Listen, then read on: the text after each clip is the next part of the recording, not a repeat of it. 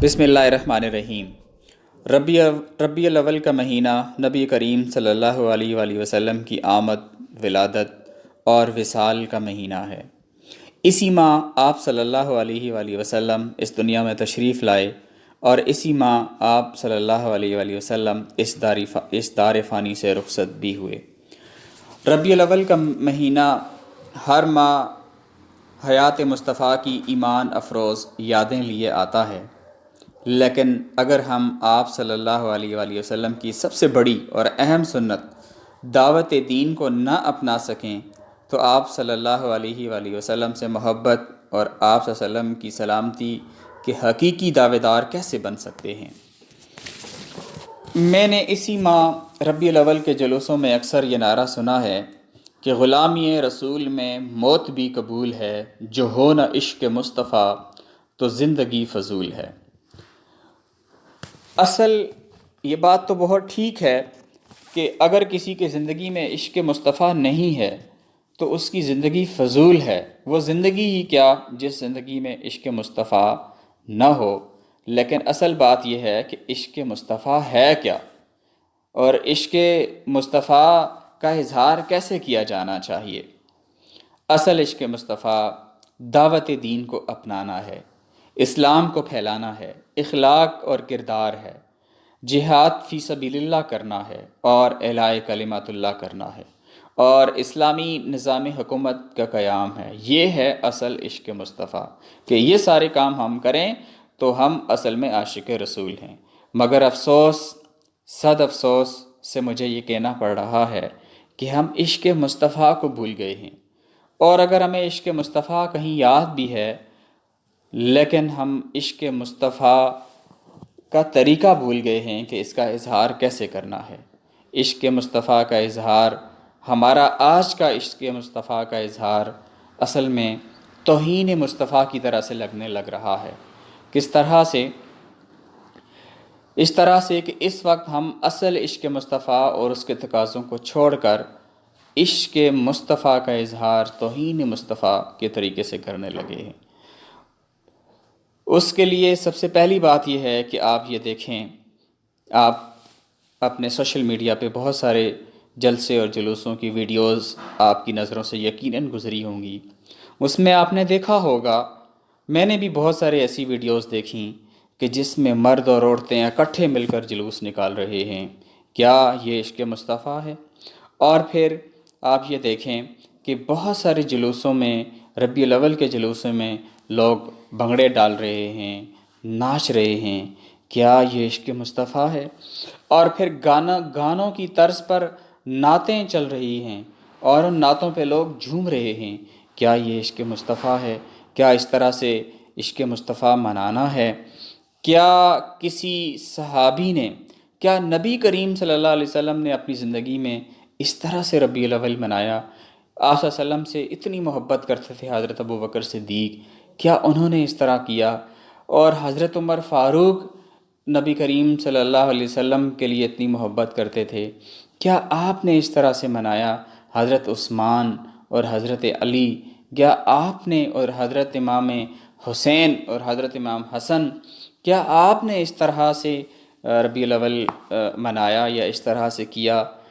بہت افسوس سے کہنا پڑ رہا ہے کہ آج ہمارا ربیع الاول منانے کا انداز بالکل ہندوانہ طریقے پہ چل پڑا ہے۔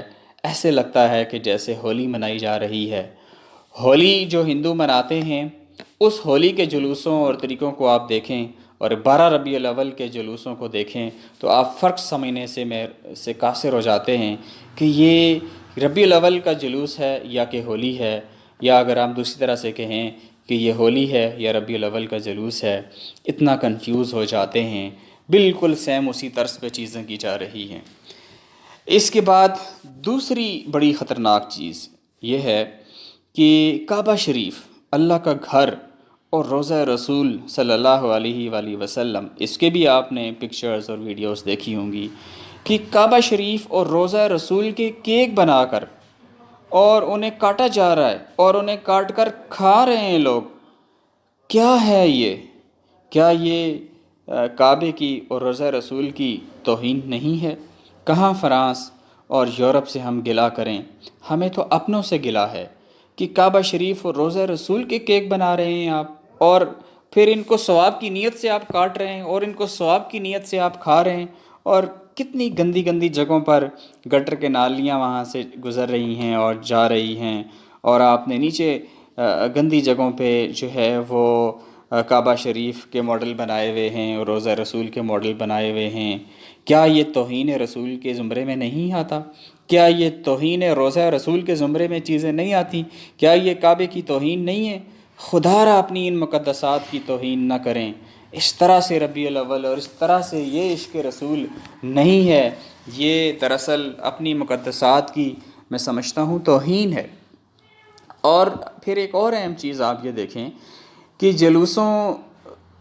جلوس جاری ہیں، سڑکیں بھری ہوئی ہیں، روڈوں پہ جلوس چل رہے ہیں اور جلوسوں میں بڑھ چڑھ کر شرکت کی جا رہی ہے، اور لوگ جلوسوں میں اتنے بڑھ چڑھ کر شامل ہو رہے ہیں کہ کوئی جلوس بھی خالی نہیں ہے، لیکن افسوس کہ مسجدیں خالی ہیں، جلوس بھرے ہوئے ہیں اور ربیع الاول کے دن مسجدیں خالی ہیں۔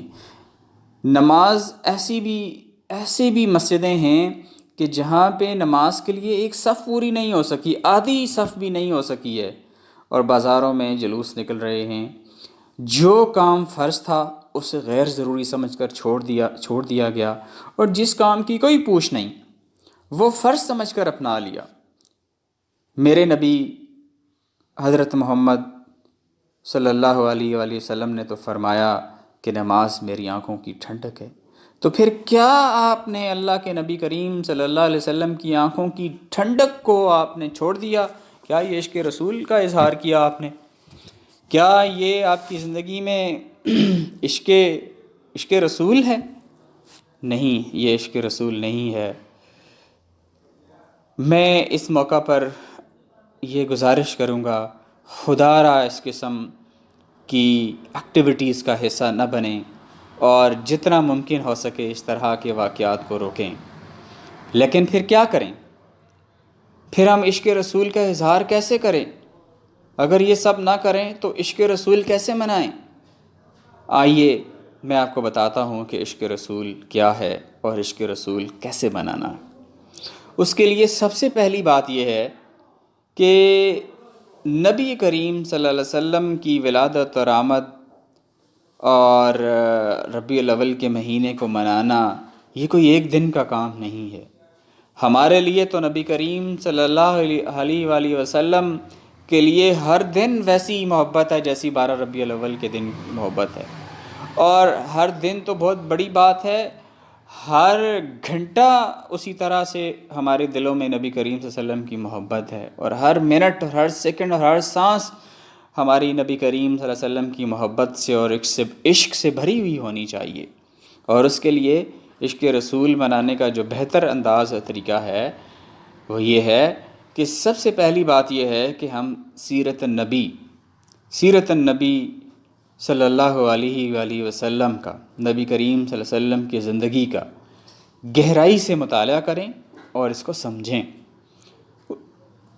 اور ہم یہ سمجھیں اور ہم یہ جانیں اور ہم یہ پڑھیں کہ نبی کریم صلی اللہ علیہ وآلہ وسلم بحیثیت باپ کیسے تھے، بحیثیت بھائی کیسے تھے، بحیثیت شوہر کیسے تھے، بحیثیت دوست کیسے تھے، بحیثیت نانا کیسے تھے، آپ صلی اللہ علیہ وسلم بحیثیت امام مسجد کیسے تھے، آپ صلی اللہ علیہ وسلم دعوت کس طرح دیتے تھے، بات کیسے کرتے تھے، آپ لوگوں سے مذاکرات کیسے کرتے تھے، دشمنوں سے کیسے مذاکرات کرتے تھے، اور دوستوں سے مذاکرات کس طرح سے کرتے تھے، آپ صلی اللہ علیہ وسلم کا عدل و انصاف کیسا تھا، آپ صلی اللہ علیہ وسلم وعدے کو کیسا سمجھتے تھے، وہ کیسا وعدہ کرتے تھے اور اس کو کیسے وفا کرتے تھے، اور پھر نبی کریم صلی اللہ علیہ وسلم گھر میں کیسے تھے اور پھر وہ باہر لوگوں میں کیسے تھے، آپ صلی اللہ علیہ وسلم جہاد کیسے کرتے تھے، آپ صلی اللہ علیہ وسلم عبادات کس طرح سے کرتے تھے، اور آپ صلی اللہ علیہ وآلہ وسلم